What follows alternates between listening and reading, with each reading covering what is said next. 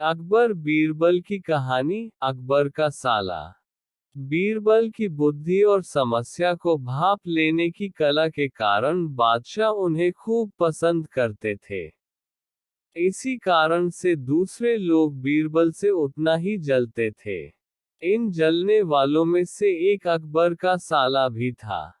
वो हमेशा से ही बीरबल को मिला हुआ खास स्थान लेना चाहता था। बादशाह जानते थे कि बीरबल जैसा कोई और नहीं हो सकता है। वो अपने साले को भी ये बात समझाने की कोशिश करते थे, लेकिन उनका साला हमेशा कहता था कि वो भी काफी बुद्धिमान है। इन सब बातों के कारण एक बार बादशाह के मन में हुआ कि अब ये ऐसे नहीं मानेगा। इसे कुछ कार्य देकर ही समझाने पड़ेगा। तभी अकबर ने अपने साले से कहा कि तुम अपने दिमाग और सूझबूझ से इस कोयले की बोरी को सबसे ज्यादा लालची सेठ दमड़ीलाल को बच कराओ। अगर तुमने ऐसा कर दिया, तो मैं तुम्हें तुरंत बीरबल की जगह दे दूंगा। ये बात सुनकर अकबर का साला हैरान हुआ, लेकिन उसे बीरबल की जगह चाहिए थी। इसी सोच के साथ वो कोयले की बोरी लेकर सेठ के पास पहुंच गया। सेठ ऐसे ही किसी की भी बातों में आने वाला नहीं था, इसलिए उसने उसे खरीदने से मना कर दिया। अब अपना उदास चेहरा लेकर अकबर का साला महल लौट आया। उसने कहा कि मैं इसे नहीं बेच पाया। इतना सुनते ही बादशाह ने बीरबल को अपने पास बुलाया। उन्होंने अपने साले के सामने ही बीरबल से कहा कि तुम्हें सेठ दमड़ीलाल को यह कोयले की बोरी बेचनी है।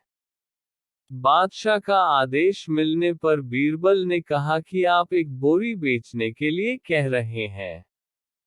मैं उस सेठ को एक कोयले का टुकड़ा ही 10,000 में बेच सकता हूँ।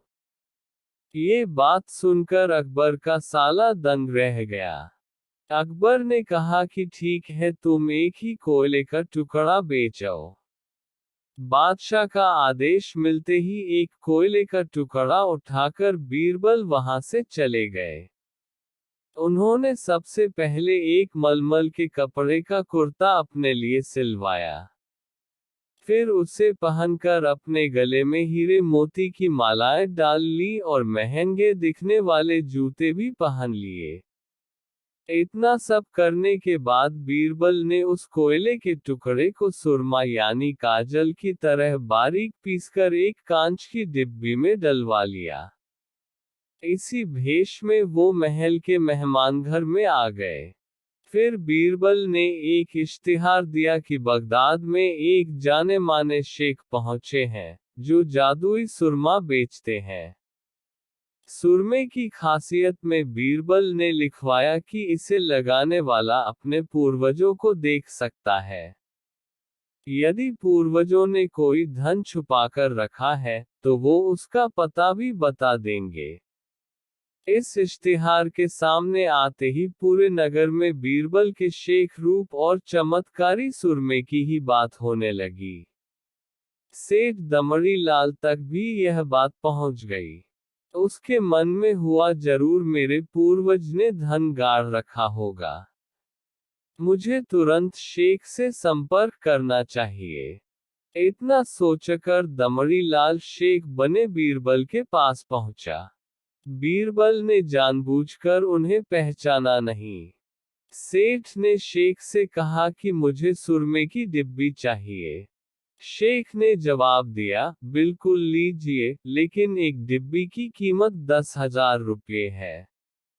सेठ काफी चालाक था। उसने शेख से कहा कि मैं पहले सुरमा आंखों पर लगाना चाहता हूँ। उसके बाद पूर्वजों के दिखने पर ही मैं 10,000 रुपये दूंगा। शेख बने बीरबल ने कहा कि ठीक है, आपको ऐसा करने की इजाजत है। बस आपको सुरमे की जांच करने के लिए चौराहे पर चलना होगा। चमत्कारी सुरमे का करिश्मा देखने के लिए वहां लोगों की भीड़ लग गई। तब बीरबल बने शेख जोर जोर से कहने लगे कि इस चमत्कारी सुरमे को सेठ जी लगाएंगे। अगर ये सेठ अपने माता पिता की ही औलाद हैं, तो इन्हें सुरमा लगाते ही तुरंत पूर्वज नजर आ जाएंगे। पूर्वज नहीं दिखे, तो मतलब ये होगा कि वो अपने माता पिता की औलाद नहीं है। असली औलादों को ही यह सुरमा लगाने पर अपने पूर्वज नजर आते हैं। ये सब कहने के बाद शेख ने सेठ के आंखों पर सुरमा लगा दिया और कहा कि आंखें बंद कर लो। सेठ ने आंखें बंद तो की, लेकिन उन्हें कोई भी नहीं दिखा। अब सेठ के मन में हुआ कि मैंने कह दिया कि मुझे कोई नहीं दिखा, तो भारी अपमान हो जाएगा।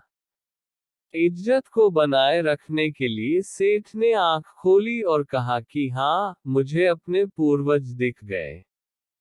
इसके बाद गुस्से में लाल सेठ ने बीरबल के हाथ में 10,000 रुपये थमा दिए।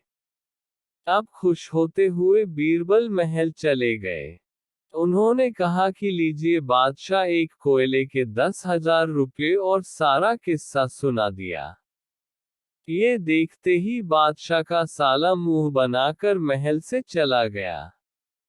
उसके बाद से उसने कभी भी बीरबल की जगह लेने की बात अकबर से नहीं की।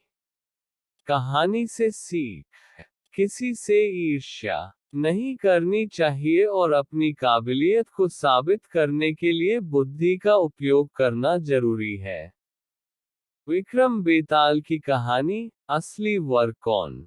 कई बार बेताल को अपने साथ ले जाने की असफल कोशिश के बावजूद राजा विक्रमादित्य ने हार नहीं मानी थी। इसलिए राजा विक्रमादित्य फिर से पेड़ के पास पहुंचे और बेताल को अपनी पीठ पर लटका कर ले जाने लगे। अपनी शर्त के अनुसार बेताल ने फिर से राजा विक्रम को एक कहानी सुनाना शुरू की। इस बार की कहानी है असली वर कौन। सदियों पुरानी बात है, उज्जैन नगरी में महाबल नाम का एक राजा राज किया करता है। राजा बहुत पराक्रमी और दयालु था।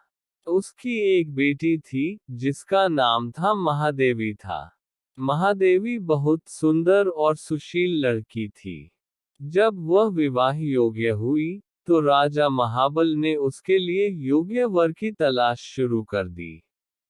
एक एक करके कई राजकुमार, राजकुमारी से विवाह करने की इच्छा लिए राजा के पास आए, लेकिन राजा को कोई पसंद नहीं आया।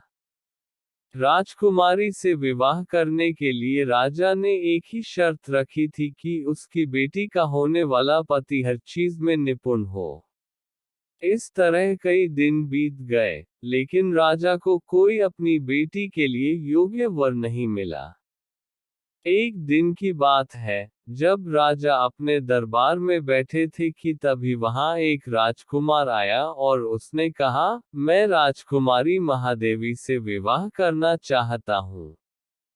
ये सुनकर राजा ने कहा, हे राजकुमार, मैं अपनी बेटी का विवाह उस व्यक्ति से करूंगा, जिसमें सभी गुण हो। इस पर राजकुमार ने जवाब दिया, मेरे पास ऐसा रथ है, जिसमें बैठकर क्षण भर में कहीं भी पहुंच सकते हैं। ये सुनकर राजा ने कहा, ठीक है, तुम कुछ दिन रुको। मैं राजकुमारी से पूछकर तुम्हें जवाब दूंगा। कुछ दिनों बाद एक और राजकुमार वहां पहुंचा। उसने राजा ने कहा, मैं त्रिकालदर्शी हूँ और भूत, वर्तमान व भविष्य तीनों देख सकता हूँ। मैं चाहता हूँ कि राजकुमारी का विवाह मुझसे हो। राजा ने उसे भी इंतजार करने को कहा। कुछ दिनों के बाद राजा महाबल के पास एक और राजकुमार उनकी बेटी का हाथ मांगने आया। राजा ने उससे पूछा कि तुम में ऐसा क्या गुण है, जो मैं अपनी पुत्री का विवाह तुम्हारे साथ करूं। राजकुमार ने कहा, राजन, मैं धनुर्विद्या में निपुण हूँ। मेरे जैसा धनुर्धारी दूर दूर तक कोई नहीं है। राजा ने उससे कहा, बहुत खूब। राजकुमार, आप कुछ दिन प्रतीक्षा करें। मैं अपनी बेटी से बात करके आपको जवाब दूंगा। अब राजा असमंजस में पड़ गया कि तीनों ही राजकुमार गुणवान हैं, लेकिन वह तीनों से तो राजकुमारी की शादी कर नहीं सकता। तो अब सवाल ये था कि राजकुमारी का विवाह किससे होना चाहिए। वहीं दूसरी ओर एक भयानक राक्षस राजकुमारी महादेवी पर नजर लगाए बैठा था और एक दिन मौका मिलते ही वह राजकुमारी को उठाकर ले गया। ये खबर जैसे ही महल में फैली तो राजा, रानी और तीनों राजकुमार एक जगह इकट्ठा हो गए।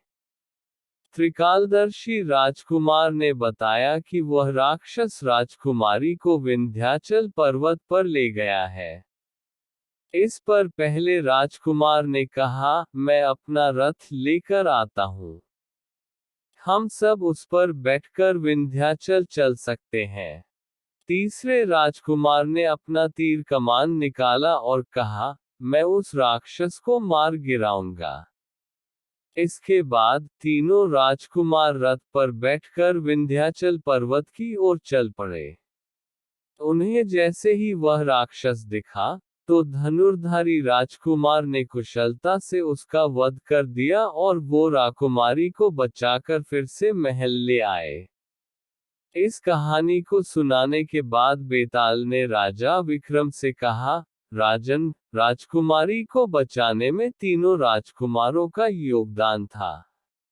तो अब तुम मुझे बताओ कि राजकुमारी का विवाह किससे होना चाहिए। राजन, मैंने सुना है कि तू हमेशा न्याय करता है। जल्दी उत्तर दे, वरना तेरे सिर के टुकड़े टुकड़े कर दूंगा।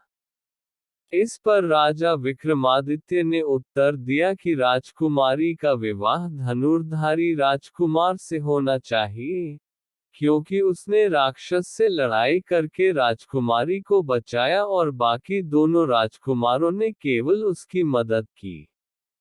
बस, फिर क्या था। जैसे ही राजा बोला, बेताल उसकी पीठ से उड़कर फिर से पेड़ पर जा लटका। कहानी से सीख। मुश्किल समय में साहस ही काम आता है, इसलिए मुसीबत को देखकर घबराए नहीं। हमेशा साहस दिखाएं।